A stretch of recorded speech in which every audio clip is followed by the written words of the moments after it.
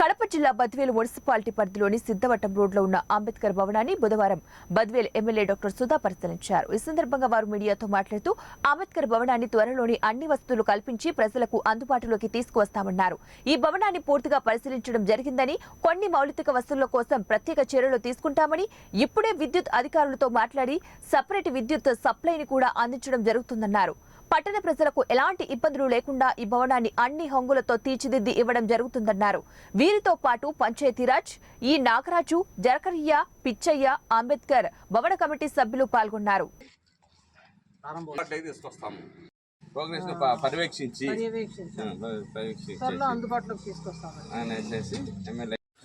మీకు ఒకవేళ ఐడియా లేకపోతే నేను చిన్నయ్యన్న కూడా చెప్తాను.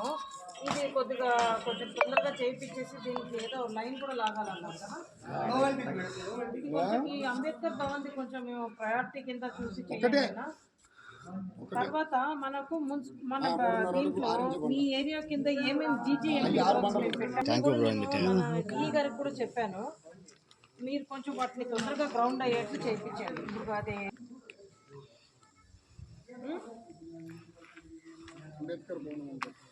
ఏది జీజీఎంపీ